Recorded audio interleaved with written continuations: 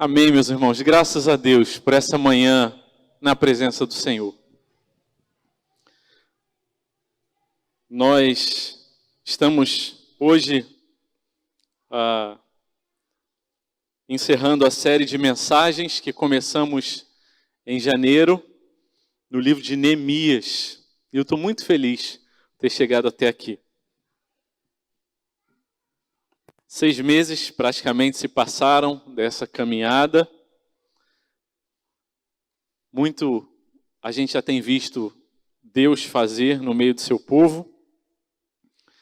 E há uma santa expectativa a respeito do muito que pela graça e misericórdia, bondade dele, ainda há de ser feito.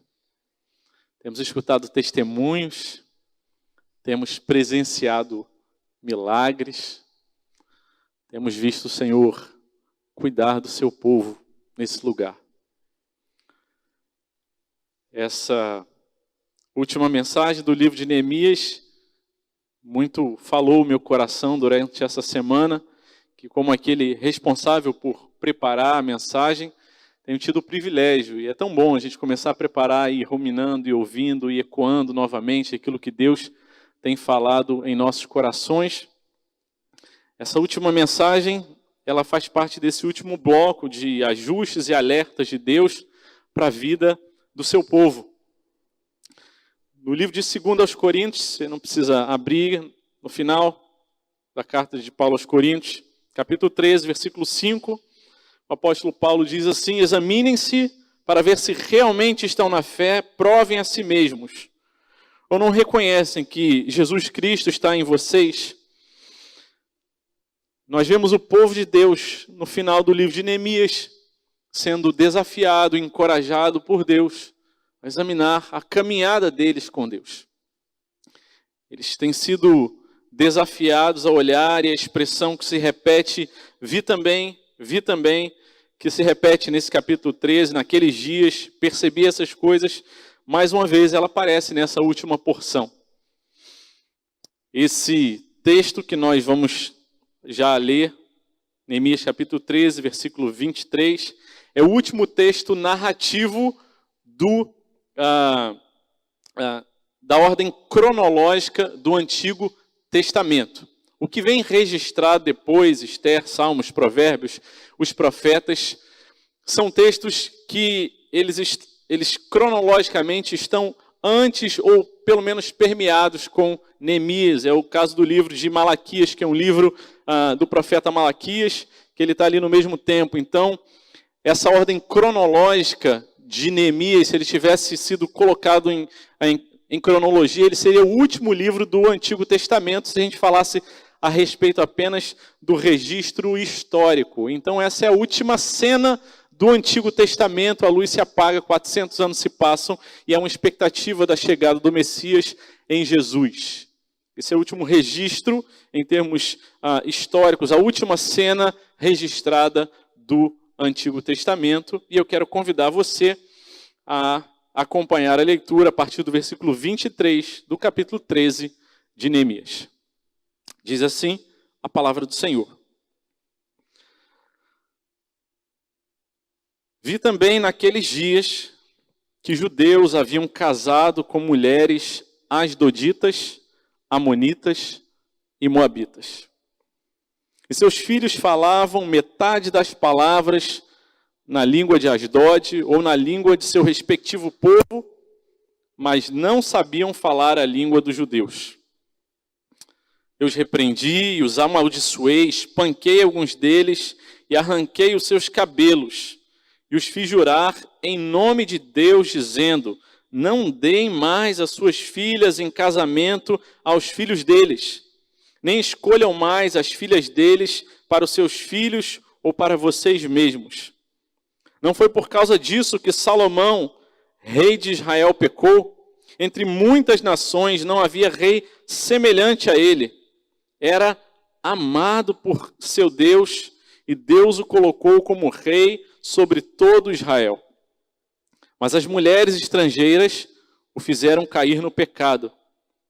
Será que devemos dar ouvidos a vocês para fazermos todo este grande mal, sendo infiéis ao nosso Deus, casando com mulheres estrangeiras?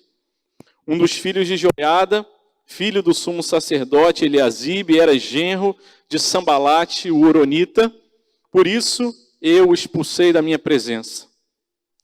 Lembra-te deles, ó meu Deus, pois contaminaram o sacerdócio e a aliança sacerdotal e levítica.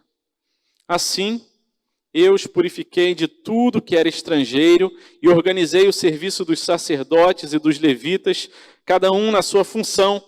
Organizei também o funcionamento de lenha em tempos determinados, bem como das primícias. Lembra-te de mim, ó meu Deus, para o meu bem. Amém. O livro de Neemias encerra com uma oração. O livro de Neemias encerra com uma perícope, com essa porção da condenação do casamento misto.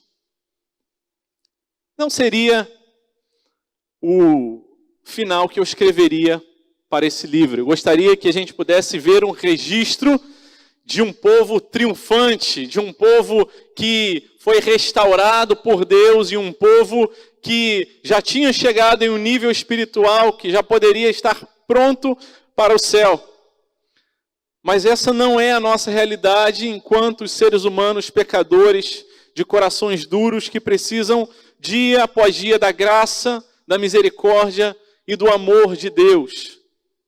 E apesar do livro terminar de uma forma, de um alerta para o povo com relação ao perigo, a armadilha grande com relação aos casamentos mistos, nós não devemos ficar desanimados, porque esse é o registro do amor, a declaração da graça, da misericórdia e de um Deus amoroso. O livro de Neemias é um livro que conta a história da restauração da cidade, do povo em Jerusalém, por conta de um Deus de amor e de misericórdia que olhou para o povo e falou: apesar dos seus pecados, da sua desobediência, apesar de não terem sido fiéis à aliança, eu não desisti de vocês e eu continuo amando vocês. E eu sei que por apenas a sua própria força, a sua própria competência, se depender da sua fidelidade, ó povo, eu sei que vocês não têm condição de se manterem fiéis. Por isso, com graça, com misericórdia, eu os sustento e eu que proponho a aliança, garanto a aliança. O livro termina com a oração de Neemias dizendo: Deus, lembra de nós, não esquece de nós. E Neemias não tinha ideia do tempo que separaria a última cena do Antigo Testamento até a primeira cena do Novo Testamento, quando um menino se nos deu e o próprio Deus encarnou e habitou e tabernaculou entre nós.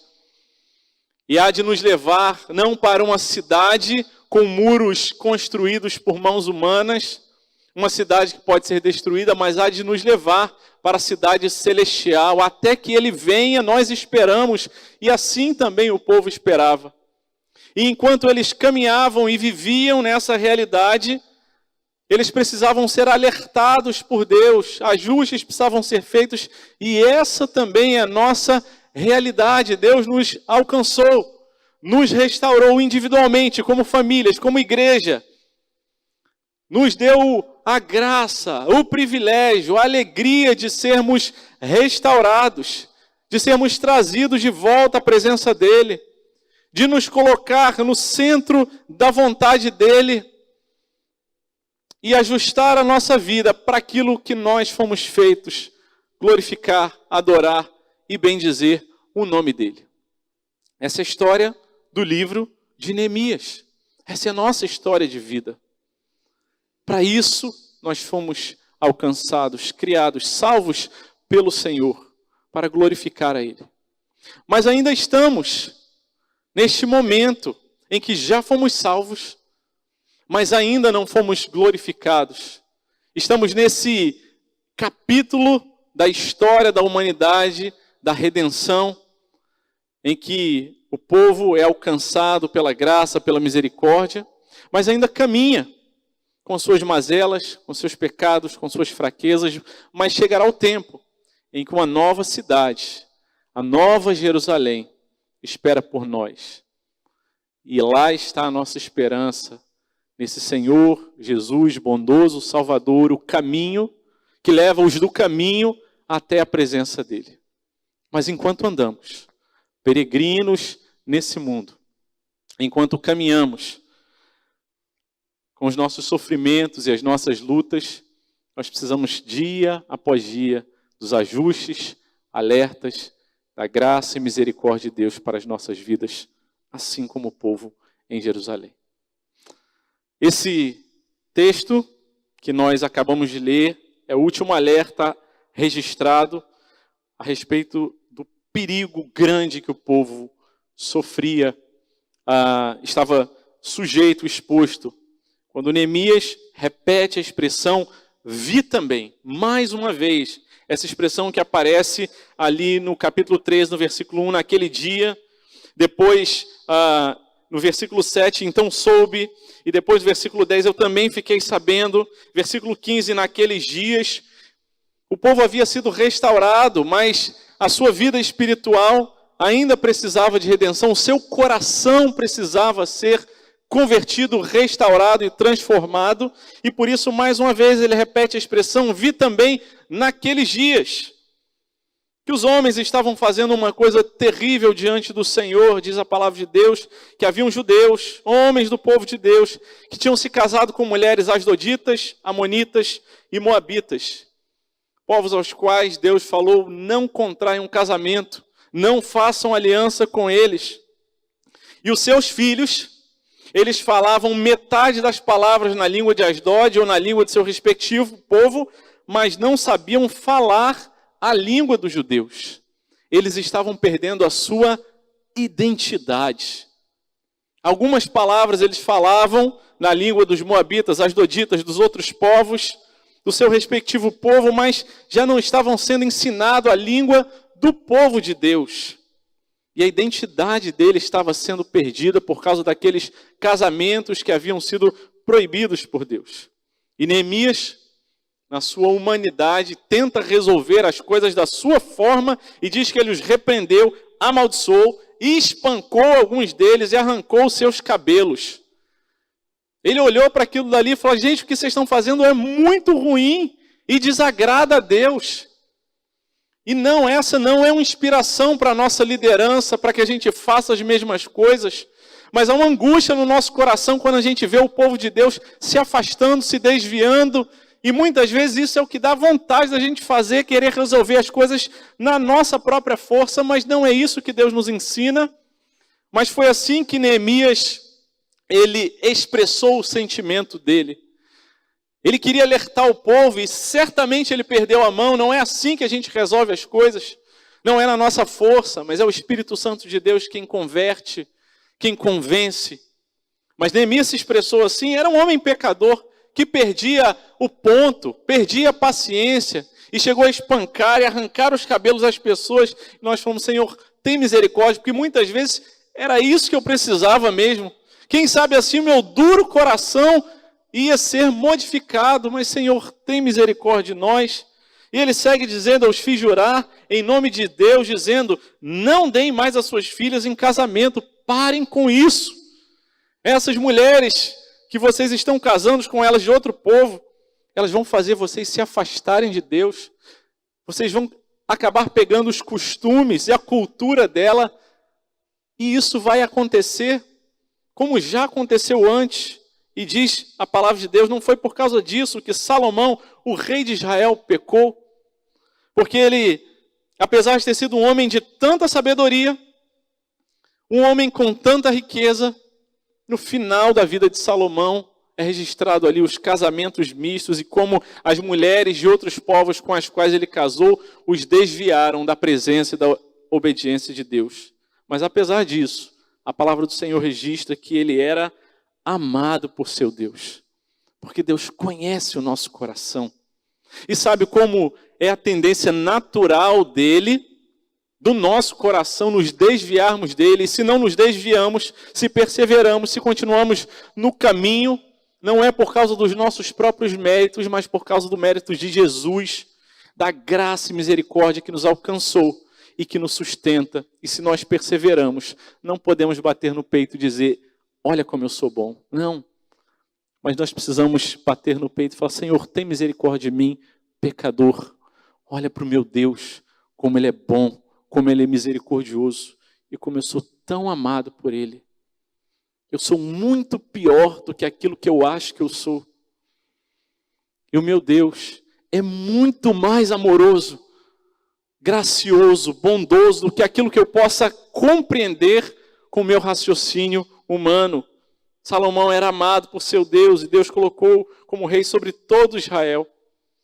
Mas na dureza de seu coração, ele se deixou levar por esses casamentos e foi afastado da obediência a Deus. Diz ainda, versículo 28, que um dos filhos de Joiada, filho do sumo sacerdote, Eliasibe, era genro de Sambalate, aquele que perseguiu o povo, Tobias e Sambalate, o horonita, de outro povo, e por isso ele foi expulso da presença de Deus. Mas o livro de Neemias, ele termina com esperança, apesar da dureza do nosso coração, quando Neemias registra 2 vezes, só nessa perícope, a expressão, lembra-te deles, ó meu Deus, porque eles contaminaram, tem misericórdia. E no versículo 31, a última parte, diz, lembra-te de mim também, ó meu Deus. O livro de oração, o livro de Neemias termina com oração, dizendo, Senhor, se não for o Senhor, nós vamos fazer como o povo fez em Jerusalém, e muito pior. Tem misericórdia, lembra da gente, se revela para a gente, mostra o teu poder, a tua graça, a tua misericórdia.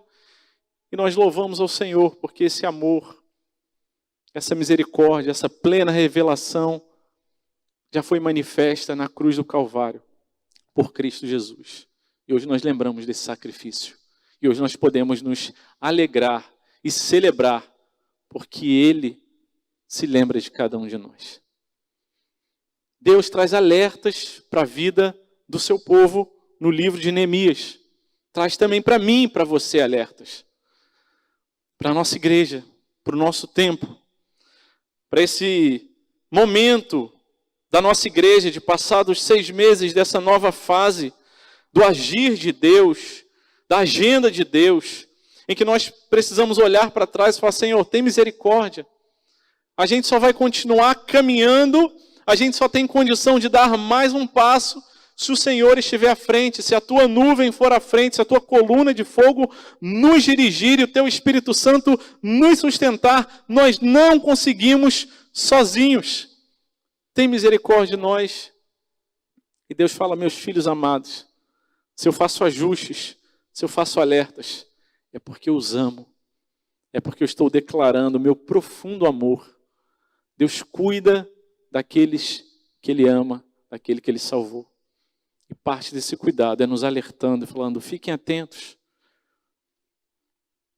Vigiem. Não fiquem distraídos.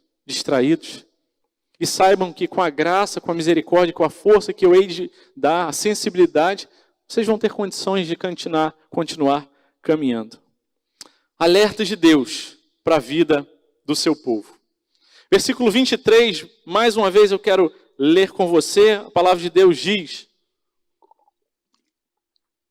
vi também naqueles dias que judeus haviam casado com mulheres asdoditas, amonitas e moabitas. Versículo 25, eu os repreendi e os amaldiçoei, espanquei alguns deles e arranquei os seus cabelos, os fiz jurar em nome de Deus, dizendo, não deem mais as suas filhas em casamento aos filhos deles, nem escolham mais as filhas deles para os seus filhos ou para vocês mesmos. Os alertas que Deus dá para o seu povo, nesse texto, em primeiro lugar, queremos destacar, Deus nos alerta para que tenhamos cuidado de não fazermos alianças fora do Senhor. Não façam alianças fora do Senhor. É o que a palavra de Deus nos alerta nessa manhã. Lembrem, essa não é uma declaração em última instância de juízo mas de amor, de graça. Deus está falando para aquele povo: não deem mais as suas filhas em casamento aos filhos deles.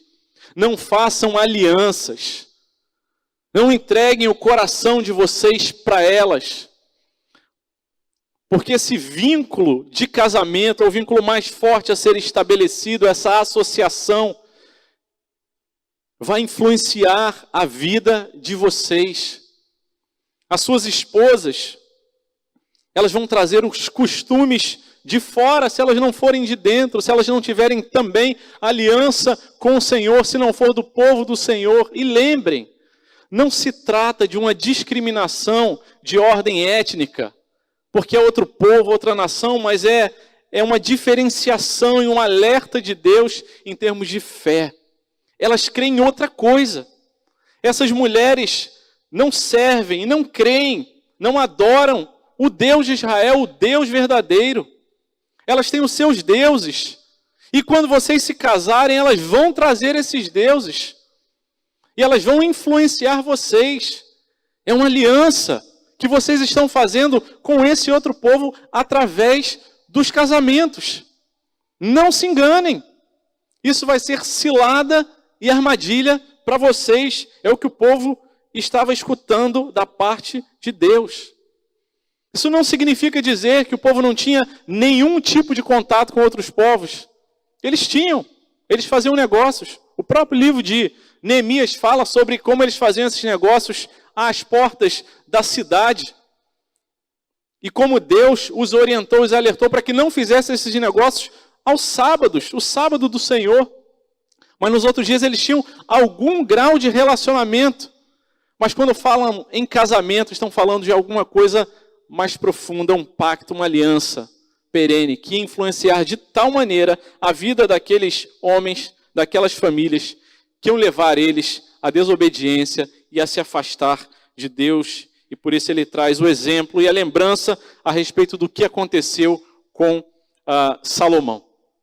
Esse não é um alerta dessas páginas, desse tempo apenas. Antes, desde o livro de Números, no capítulo 33, a partir do versículo 50, e muitos outros relatos, nós vamos ver parecidos com ele. A palavra do Senhor diz: quando vocês tiverem passado o Jordão, o povo ainda nem tinha entrado na terra prometida, estava ali no deserto, mas Deus já os alertava. Para entrar na terra de Canaã, vocês devem expulsar da frente de vocês todos os moradores da terra, destruir todas as pedras com figuras e todas as imagens fundidas. Devem também derrubar todos os santuários nos lugares altos. Tomem posse da terra e morem nela, mas não se associem com esse povo, não façam aliança com eles. É cilada e armadilha para o coração de vocês. Firmaram aliança com aqueles, com essas mulheres, com esses povos que vão levar você a se afastar da presença do Senhor. Vão levar vocês a se afastar da obediência. Deuteronômio, um pouco mais para frente, capítulo 7. Esse texto também está em Êxodo, capítulo 34. Deuteronômio 7, versículo número 2. Quando o Senhor tiver as entregue nas mãos de vocês para que os ataquem, vocês devem destruí-las totalmente. Está falando sobre as nações que eles iam encontrar na terra de Canaã. Ele diz: não façam alianças com essas nações, nem tenham piedade delas. Não casem com pessoas dessas nações, não deem as suas filhas aos filhos dessa gente, nem tomem as filhas deles para os filhos de vocês, pois eles as levariam, os filhos de vocês, a se desviar de mim para servirem outros deuses. Deus está dizendo: eu amo vocês, eu tenho uma aliança, um combinado, um pacto com vocês. Não se associem com aquelas pessoas que não têm essa mesma aliança. Não abram mão, não negociem isso. E se vocês têm pensado em negociar, vocês precisam olhar e ficar atento para o alerta de Deus. Será que de fato aquela minha aliança que eu tenho com Deus é a coisa mais importante da minha vida? Ou será que eu tenho negociado isso? Juízes capítulo 3, versículo 1 fala: são essas as nações que o Senhor Deus deixou para ficar por meio delas, e por meio delas pôr à prova Israel à prova. Isto para provar a todos os israelitas que não sabiam de todas as guerras de Canaã. Versículo 5. Assim, Os filhos de Israel moravam no meio dos cananeus, heteus, amorreus, dos ferezeus, heveus e jebuseus, não obedeceram a Deus, expulsando aqueles povos. E a consequência, versículo 6, tomaram de suas filhas para si por mulheres e deram as suas próprias filhas deles e rendiam culto aos seus deuses. Toda vez que o povo de Deus fez aliança com outros povos, que não obedeceu a Deus, que se casaram entre crentes e não crentes no Senhor, eles se desviaram. O coração deles se desviou da presença do Senhor e adoraram outros deuses. É o que o apóstolo Paulo fala em 2 Coríntios, capítulo 6, versículo 13, para que não vos ponham, versículo 14, em julgo desigual com os incrédulos. Porquanto, que sociedade pode haver entre a justiça e iniquidade, ou que comunhão da luz com as trevas, que harmonia entre Cristo e o maligno, ou que união do crente com o incrédulo, e assim ele segue desenvolvendo, falando sobre o jugo desigual, sobre associação, sobre aliança com aqueles que não são crentes, aqueles que não servem ao Senhor. E nós sim temos escutado, mas pastor, aconteceu assim comigo, aconteceu diferente na minha vida. Mas a palavra de Deus tem os princípios, e para eles nós precisamos olhar e pedir, Senhor, tem misericórdia de nós. Eu sei que nós precisamos fazer alianças com aqueles que servem, que amam, que têm aliança com o Senhor. Dá-nos graça para que o nosso coração ame tanto ao Senhor e seja tão servo e obediente ao Senhor, para que a aliança contigo seja de fato a prioridade na minha vida. Eu não negocie isso de forma alguma. O casamento é uma aliança forte, poderosa, que influencia as nossas vidas, constituída por Deus. Hoje eu estou completando 18 anos de casado com a Marcele. 18 anos caminhando com ela, servindo ao Senhor. Eu sou tão grato a Deus pela vida dessa mulher que tem sido um instrumento de Deus para influenciar, para pastorear, para encorajar a minha vida.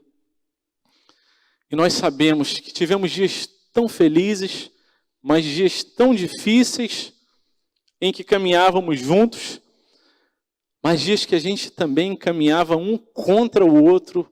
E nós louvamos a Deus, porque nesses dias o Senhor teve misericórdia de nós, e por causa da aliança que Ele fez com a gente, com a nossa família, a gente pôde atravessar os dias de vale sombrios. Nós louvamos a Deus porque Ele nos deu a graça da gente fazer aliança com aquele que tem aliança com Ele também.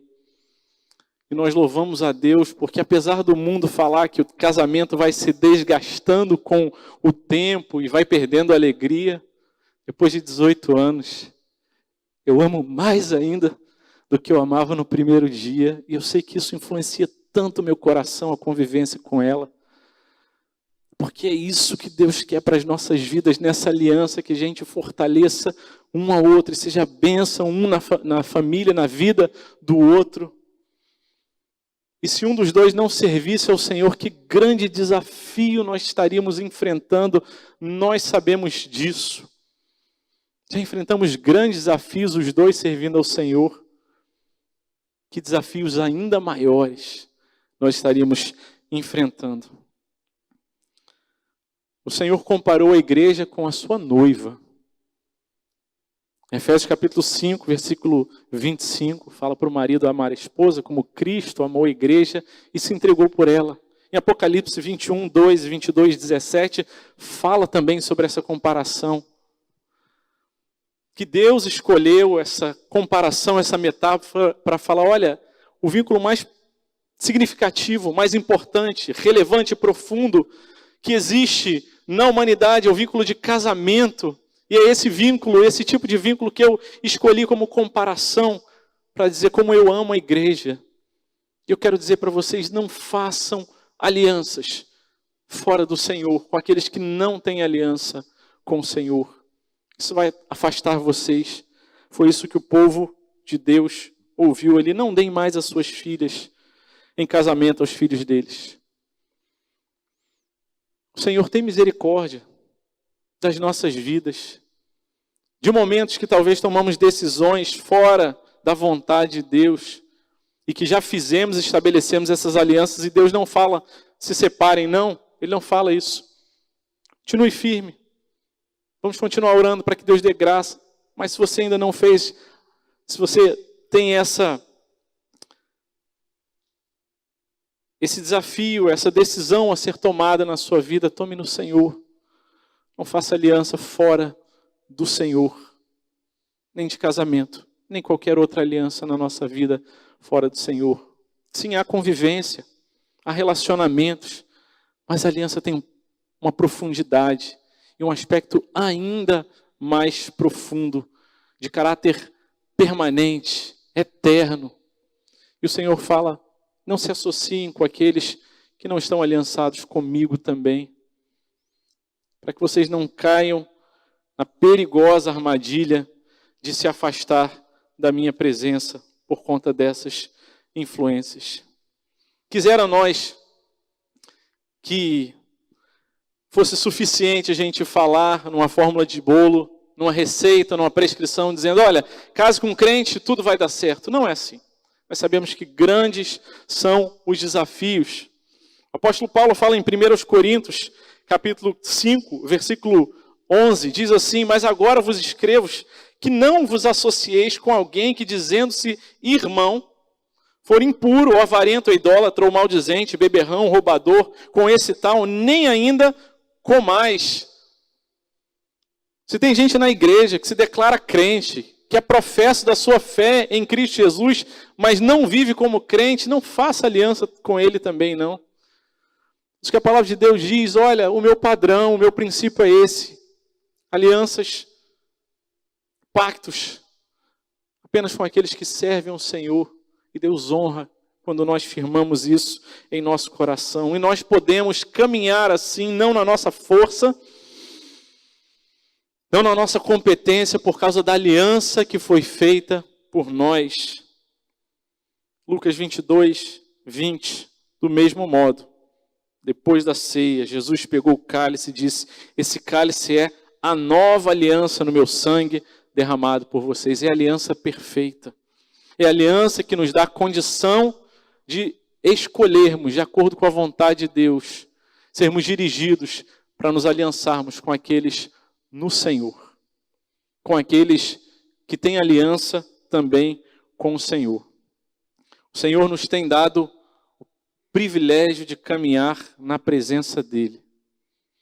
E o Senhor fala para a gente, guardem o coração, coloquem a sua vida, a sua agenda, seus compromissos, as suas energias, os seus recursos na minha presença e em todas as decisões e áreas da sua vida. A aliança seja feita com o Senhor. Que a gente não abra mão desses princípios. Aliança com o Senhor.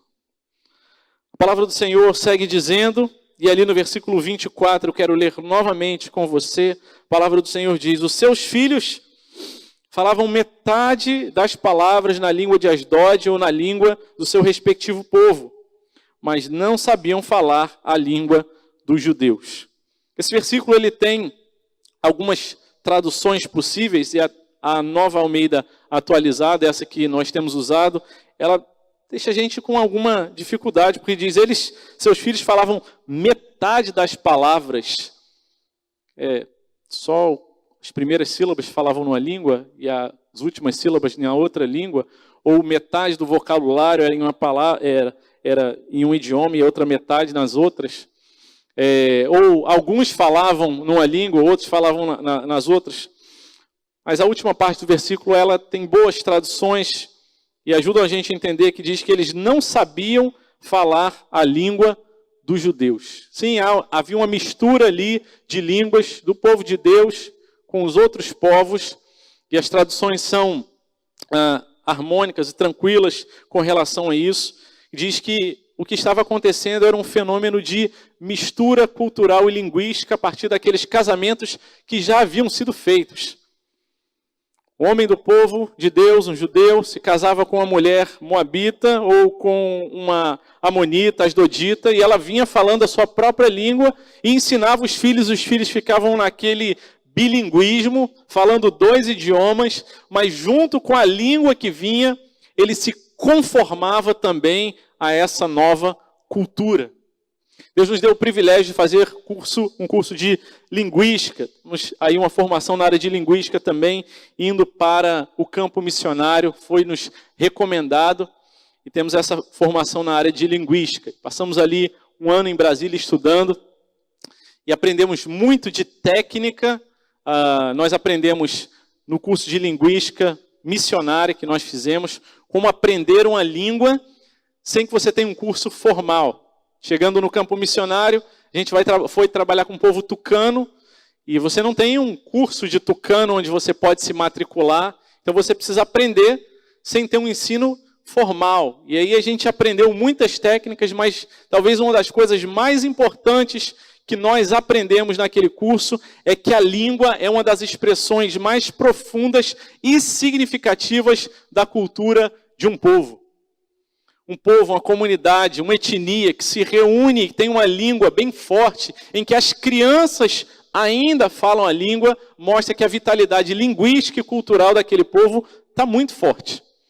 Nós trabalhamos com os tucano e algumas comunidades, as crianças todas falavam tucano. Samuel aprendeu a falar tucano com os amiguinhos dele ali, e a gente não sabe como, mas ele se comunicava, ia para a escola com 3 para 4 anos de idade, e nunca ensinamos formalmente para Samuel, mas Samuel aprendeu e ele voltava conversando em português tucano, mas ele conversava.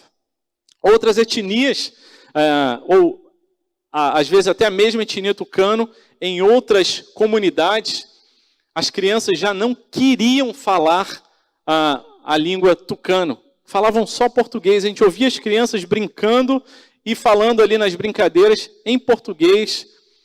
E os antropólogos e linguistas, olhando para aquele fenômeno, falavam, olha, esse povo daqui tem uma vitalidade linguística boa, vale a pena a gente traduzir a Bíblia. Esse outro povo, essa outra comunidade aqui, talvez a tradução para a língua deles nem faça mais tanto sentido. O povo tucano é um povo que tem uma vitalidade linguística boa, no conjunto das comunidades que falam tucano, tem uma boa vitalidade. O Novo Testamento foi traduzido por outros missionários para o tucano. Nós aprendemos a ler ali em tucano também. Mas nós vimos como a língua é importante na cultura. Tão importante que alguns termos aparecem no português, mas não aparecem no tucano, e as traduções são muito mais ou menos. Por exemplo, a palavra obrigado. Não existe a palavra obrigado, grato em tucano.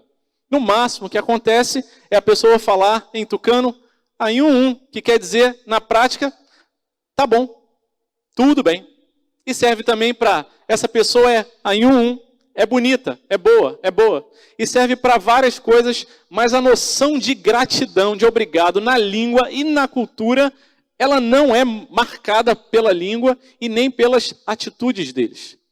Isso não quer dizer que eles não tenham gratidão, mas esse é um traço que não aparece naquela cultura. Então, quando trabalhava ali como médico no meio da comunidade indígena, e ali aquele povo era atendido, e aí terminava o atendimento, eu falava, olha, vai com Deus, Deus abençoe, está aqui o medicamento. E a pessoa olhava para mim, e eu pensava, ela vai falar obrigado, e ela simplesmente falava, tá. E ia embora. Poxa, mas nem vai agradecer? Ele estava grato, mas a língua dele não tem essa tradução, então, tá, já vou. E era só isso. A língua mostra muito do coração, da cultura do povo. E quando os filhos do povo de Israel estavam aprendendo a língua dos outros povos, eles estavam perdendo não apenas a língua, mas também a sua cultura, e no centro da sua cultura, a sua fé, aquilo que eles mais acreditavam. E a segunda palavra de alerta de Deus para as nossas vidas é cuidado, para que a gente não se conforme com os padrões fora do Senhor. Se as alianças são decisões pontuais, momentos pontuais de decisões que você toma e que tem consequências, quando a palavra de Deus fala sobre aquele processo de perda da vitalidade linguística, ela está mostrando para a gente o perigo da conformação, e não apenas de forma pontual, mas de forma crônica, na convivência com os outros povos, com outra fé, com outro tipo de visão de mundo, com gente que olha o mundo a partir de outra perspectiva e que, se a gente convive e não tem a nossa fé, a nossa convicção diante de Deus de forma firme, nós temos o grande perigo de sermos atraídos e gradativamente sermos conformados a essa outra realidade. E a palavra de Deus diz: não se conformem com os padrões fora do Senhor. E Paulo, ali em Romanos, aquele tratado teológico, depois dos 11 primeiros capítulos, chega no capítulo 12 e diz: portanto, então, depois de tudo que eu ensinei, falei, expliquei, articulei para vocês, ele diz: portanto, rogo-vos, pois, irmãos, eu insisto com vocês, que apresentem o vosso corpo por sacrifício vivo, santo e agradável a Deus. Que vocês apresentem nesse pacto, nessa aliança, nessa decisão pontual, que vocês apresentem a vida de vocês, ofereçam seu corpo como sacrifício vivo, santo e agradável a Deus, porque esse é o culto racional. E tanto a Nova Almeida Atualizada quanto a Revista Atualizada trazem expressões que nos ajudam quando ele diz: e não vos conformeis com esse século, ou não tomem a forma do mesmo esquema, o que diz a expressão original. E a Nova Almeida Atualizada diz: não vivam conforme os padrões desse mundo. Ofereçam a vida de vocês como culto racional, mas também não se conformem. Não apenas de forma pontual tomem a decisão, mas que Deus dê graça para que vocês não se conformem. E a Nova Almeida Atualizada diz: mas deixem que Deus os transforme. Não vos conformem, mas deixem que Deus transforme vocês pela renovação da vossa mente. Daquilo que vocês pensam, daquilo que vocês desejam e, acima de tudo, daquilo que vocês creem. Que a gente não se conforme. É o que a palavra do Senhor nos diz. Que a gente não se conforme com os padrões fora do Senhor, porque dia após dia Ele está à nossa porta, naqueles com os quais a gente convive, naquilo que a gente lê e escuta, nos oferecendo oportunidade de nos conformar e de fazer tal qual o mundo faz. Muitas vezes, infelizmente, o povo de Israel agiu assim. E tristes foram as consequências para o povo, quando, por exemplo, pediram para eles um rei. Primeiro livro de Samuel, capítulo 8, a partir do versículo 19, diz: o povo não atendeu a voz de Samuel e disse: não, nós queremos um rei sobre nós, seremos como todas as outras nações, a gente quer estar conforme os outros. E esse não era o plano de Deus. Deus era o rei, é quem governava, é quem liderava, mas o povo de Israel falou: não, mas a gente quer se conformar, ser como os outros. E insistiram, e Deus falou: ok. E por causa disso, eles sofreram tantas coisas. E o Senhor nos diz: não se conformem com os padrões fora do Senhor. Não achem que as vantagens valem a pena. Não valem. Não achem que as facilidades, os esquemas, os pensamentos, os raciocínios fora do Senhor valem a pena. Não valem. Nós não estamos nesse mundo apenas nesse tempo presente, mas esperamos a eternidade até que Ele venha. E as consequências da nossa conformação com as coisas que nós vivemos aqui, elas muitas vezes têm repercussões eternas. Mas em Cristo Jesus, aquele que morreu por nós para falar: meu filho, minha filha, eu te amo. Não se conforme com esse padrão. Eu tenho um padrão bíblico, um padrão da minha palavra, a minha lei. Eu tenho para você a melhor forma de você viver. Você foi salvo para isso. Efésios capítulo 1, versículo 4. Antes da fundação do mundo, Deus nos escolheu nele, para sermos santos e irrepreensíveis neles. Foi para isso que Deus nos criou, nos escolheu, para que a gente fosse santo e irrepreensível. E o nosso coração precisa estar incomodado se há áreas da nossa vida, do nosso pensamento, das nossas emoções, dos nossos desejos, do nosso comportamento, que não tem se conformado com a santidade de Deus. Antes tem se conformado com os padrões do mundo, de pecado, de desobediência, de negociar a nossa fé. E nós clamamos: Deus, tem misericórdia de nós. E nós louvamos a Deus pelo Senhor Jesus, que nos desafia e nos dá as condições.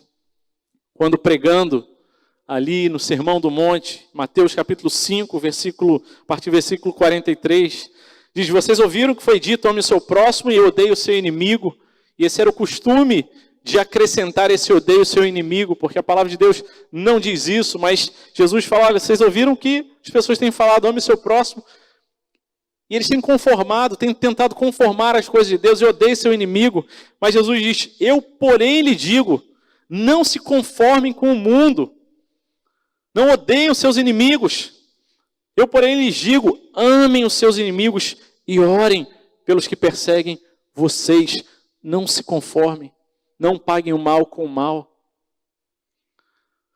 Aquele que der um tapa do seu lado direito, do seu rosto, oferece o esquerdo. A gente não faz isso na nossa própria força. Nenhum de nós tem essa condição. Mas se temos praticado, temos obedecido aquilo que Deus tem falado, louvor, honra e glória é ao Senhor, para que a gente não se conforme com o padrão desse mundo.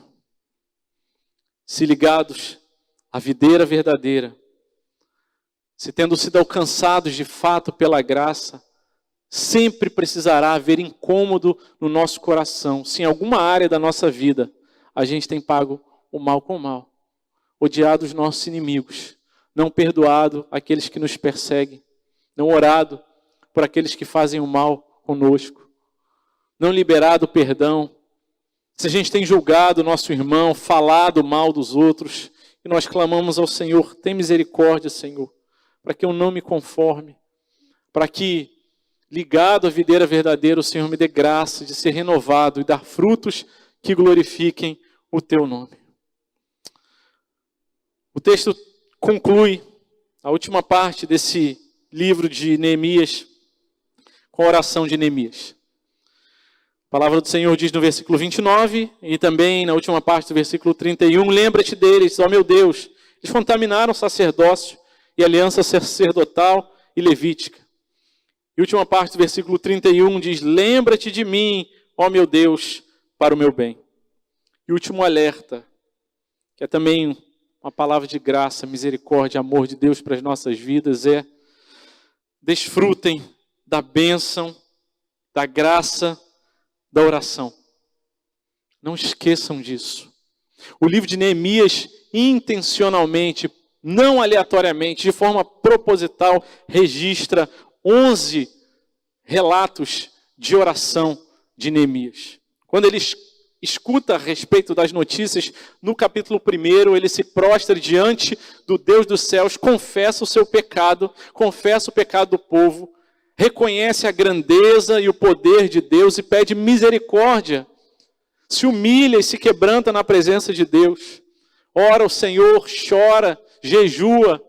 Durante 4 meses, então vai falar com o rei, depois daquele período de oração, no capítulo 2, antes dele responder à pergunta do rei, ele faz a mais rápida oração registrada nesse livro. Quando o rei pergunta para Neemias o que ele queria, diz a palavra de Deus: eu orei ao meu Deus e respondi. Capítulo 4, quando Tobias e Tambalate se levantam, em vez de pagar na mesma força, no mesmo expediente, da mesma forma, a palavra do Senhor diz que Neemias busca a Deus para que tivesse sabedoria sobre como deveria lidar com aquela perseguição e aquela afronta.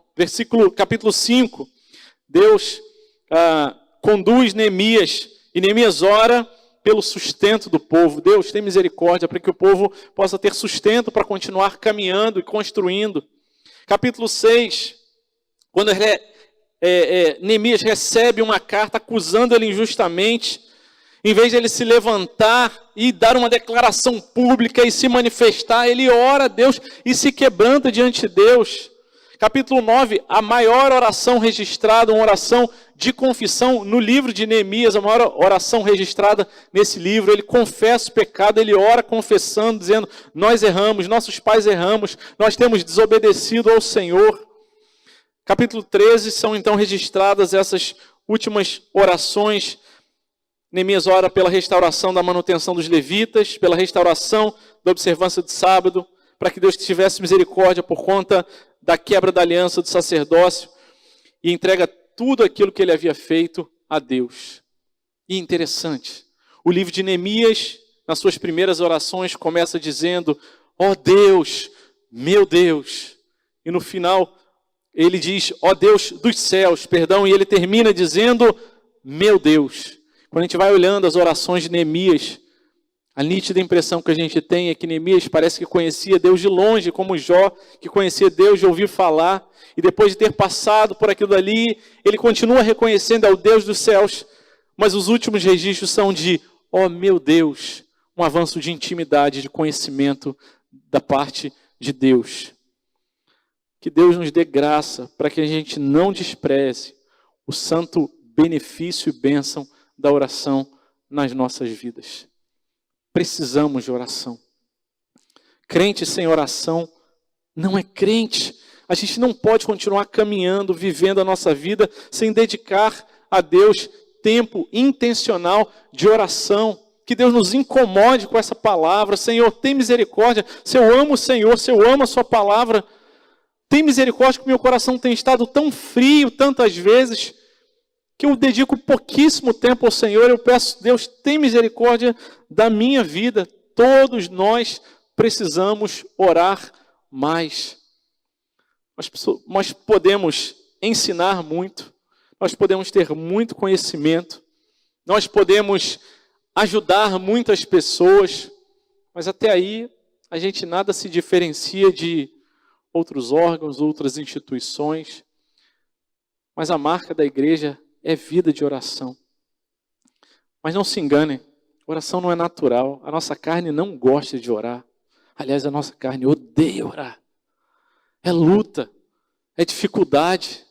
A nossa carne vai fazer de tudo para que a gente não se dedique à oração, e não é feita na nossa própria força. É o nosso perfeito intercessor Jesus que toca as nossas vidas. E que bom que nós podemos orar até dizendo: Deus, tem misericórdia. Eu quero orar, eu preciso orar, mas eu não tenho nenhuma vontade de orar. E seja sincero, o mais sincero que você puder ser em suas orações, porque Deus ama os sinceros.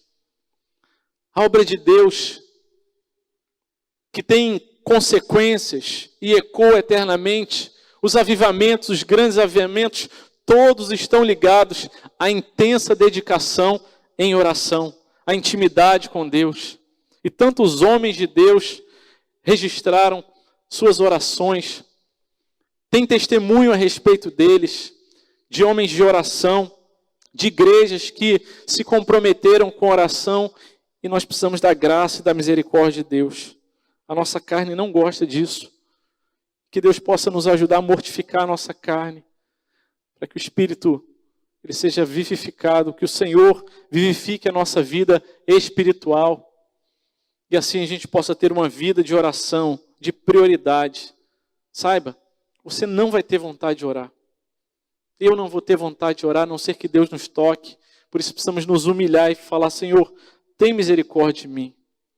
Os grandes evangelistas, também avivalistas, John Wesley, ele falou: não passe nenhum dia sem separar pelo menos 1 hora para o seu tempo devocional. Meus irmãos, não é alternativo, não é se der tempo você faz sua devocional, se não der, porque a vida é muito corrida. Sempre foi difícil, a vida sempre foi corrida. Sempre tivemos irmãos perseguidos, com muito trabalho, com pouco recurso, com muita perseguição, com tantas dificuldades. Sempre vai acontecer isso. Nossas desculpas não colam. Nossas desculpas, nossas justificativas, nossas explicações, elas não fecham a conta. Nós precisamos da graça de Deus para que a gente possa viver uma vida de oração mais intensa, mais quebrantada diante do Senhor. O maior capítulo das Institutas de Calvino fala justamente sobre oração, pois sabia a importância de priorizar isso na vida dele, na vida da igreja. Nossa igreja precisa orar mais, precisa orar e precisa lembrar da palavra de Deus. 1 Tessalonicenses, capítulo 5, 17. Orai sem cessar. Tenho orado para que a nossa igreja, e a gente tenha, tão logo seja possível, que a gente possa construir uma sala de oração, um lugar que nos convide à meditação, à oração, e tenha aquele lugar de falar, Senhor, aqui nós te buscamos, aqui nós clamamos ao Senhor. E ter uma sala de oração, e a gente tem uma natureza tão bonita ao nosso redor. Eu tenho orado para que a gente tenha um jardim de oração. Nós precisamos usar as estratégias, as coisas que estão no nosso alcance, para que a gente possa orar. Conheço irmãos que precisam acordar muito cedo, e antes do trabalho ele fala, pastor, se eu for orar sentado, ajoelhado, eu vou dormir. E fala, pastor, eu oro em pé. Mas eu sei que o Senhor tem me dado graça de orar e buscar ao Senhor. Orem. Nós estamos diante de nós, amanhã, nessa semana que está começando hoje, e começa a semana útil amanhã, na segunda-feira, mais um período de oração da Igreja Presbiteriana da Barra, semana de oração, de segunda a sexta. Quero encorajar você a estar presente, e se de tudo você não puder estar, separe um momento especial nessa semana para orar e para buscar Deus pela vida da nossa igreja. 6 meses passaram, mas Deus ainda tem muito mais e quer fazer muito mais nas nossas vidas. Isso vai passar obrigatoriamente por uma vida de oração da nossa igreja. Talvez a gente precise pedir perdão para alguém e falar, Senhor, tem misericórdia, me dá força, me dá oportunidade. Senhor, eu preciso largar um pecado, um vício. Tem misericórdia, nós queremos orar juntos, uns pelos outros, encorajar uns aos outros. Vida de oração. A coisa mais simples e a mais difícil que um crente pode fazer. Você não precisa nem conseguir andar, sequer precisa conseguir falar. Se apenas consciência você tiver, você é capaz de orar em espírito, no seu pensamento, e Deus vai ouvir. E Deus quer mover a nossa igreja através de uma vida de oração. Nunca é fácil. Nunca é simples. E saibam, toda vez que a gente toma a decisão e fala assim, não, agora a gente vai fazer esse mês uma vigília, um mês de oração, e assim começamos em janeiro, louvado seja o nome do Senhor. Vamos fazer uma semana de oração presencial. Meus irmãos, oração é um negócio muito sério. Toda vez que a gente fala assim, vamos orar, alguma coisa acontece para desanimar a gente, para o nosso coração ficar batido. Muitas são as vezes que dá vontade de desistir, falar, não, cancela. É luta, sempre vai ser luta. Mas é a graça, a misericórdia, a oportunidade que Deus nos dá de fazer parte daquilo que Ele já tem feito em nossas vidas. O livro de Neemias é o livro que fala sobre a história de Deus na vida do povo, usando Neemias. Mas Neemias era pecador, como eu e você, que termina o livro querendo espancar, espancando e arrancando os cabelos dos outros. Ele é imperfeito, como eu e você. Mas a história do povo de Deus aponta para a próxima página, para o Salvador Jesus, o restaurador perfeito. Aquele que nos dá a condição de propor e garantir que nós vamos fazer as alianças corretas.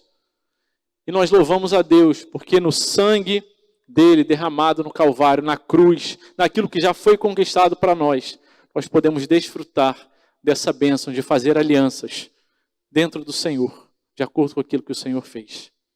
É por Jesus, o nosso perfeito padrão.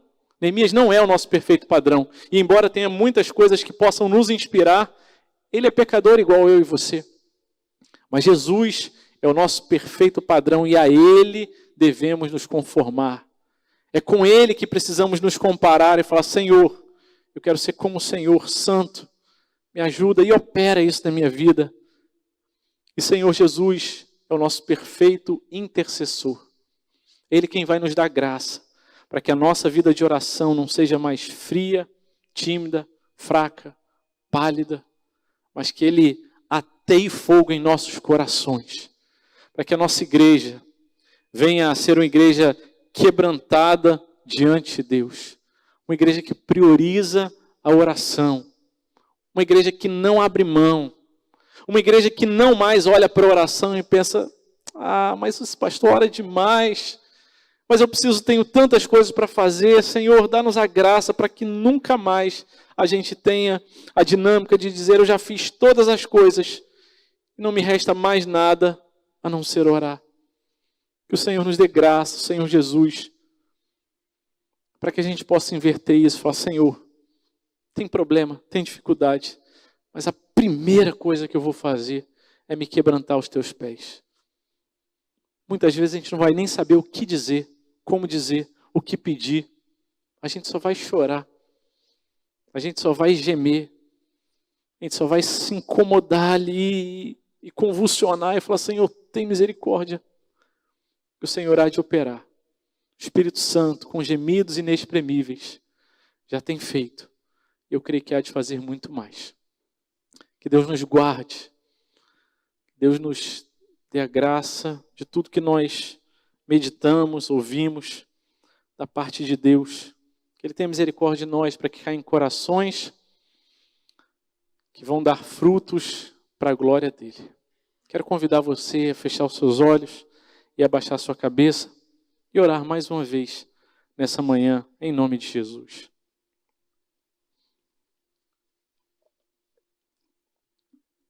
Deus amado, louvado seja o Teu nome, Pai. Muito obrigado pela caminhada que fizemos pelas páginas do livro de Neemias, por ver a obra do Senhor na vida do povo, um povo de coração duro, como nós somos, Pai.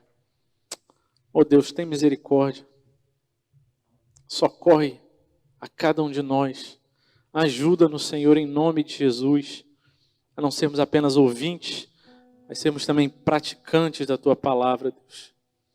Senhor amado, tem misericórdia se temos feito alianças fora do Senhor, Deus. Compromissos, nós sabemos que não agradam ao Senhor, que nos afastam da Tua presença. Tem misericórdia de nós. Senhor, ajuda-nos, Senhor, a daqui para frente nos aliançarmos de acordo com o padrão do Senhor. E não apenas fazer essas alianças, mas também no nosso dia a dia nos conformarmos com o Senhor. Que a gente não se deixe levar pela cultura, pelos costumes, por aquilo que o mundo nos oferece, por aquilo que muitas vezes o nosso próprio coração influenciado quer nos levar, mas que o Senhor nos leve a sermos santos como o Senhor é santo, o Senhor Jesus, o único e verdadeiro, amado Deus. E Deus amado, nós pedimos ao Senhor, mas oramos para que o Senhor nos dê mais vontade de orar, Deus, para que a gente desperte para essa maravilha, essa ferramenta e essa oportunidade que o Senhor nos dá de fazer parte daquilo que o Senhor já está fazendo, reconhecendo a Tua glória, a Tua majestade. E assim como Neemias experimentou de começar a falar dos Deus dos céus e terminar o livro dizendo, meu Deus, Senhor, nós queremos crescer e precisamos crescer em intimidade, em conhecimento com o Senhor. Mas sabemos que isso não acontece na nossa própria força, a não ser se o nosso coração for transformado pelo Senhor. Deus, em nome de Jesus, conduz, Senhor, a Tua igreja a se quebrantar. Ajuda-nos, Senhor, nessa semana de oração que estamos começando amanhã, Deus, em nome de Jesus. Que o Senhor nos visite, Pai, com poder, com autoridade, com quebrantamento, com convicção de pecados, Pai, que venha um avivamento sobre o Teu povo, em nome de Jesus, Senhor. Queremos conhecer a Tua vontade e Te obedecer. Em nome de Jesus, que essa seja uma semana especial para a vida de cada um dos meus irmãos, cada uma das minhas irmãs, Pai, em nome de Jesus, que estarão presentes, os que não estarão presencialmente, mas também estarão se dedicando, Pai, à oração de forma especial nessa semana, Deus, em nome de Jesus. Deus amado, ajuda-nos, Senhor, a confiar em Ti e continuar caminhando, esperando, Senhor, do Senhor, a salvação, a graça, a misericórdia, esperando em Ti, do Senhor que lembra da gente, que se revela para a gente e que já derramou por nós o sangue precioso e amoroso do Teu Filho, para nos dar acesso a todas essas bênçãos, não por causa das nossas obras, dos nossos merecimentos, mas porque o Senhor resolveu nos amar. Louvado seja o Teu nome. Nós oramos com gratidão, temor e tremor, em nome de Jesus. Amém. Amém.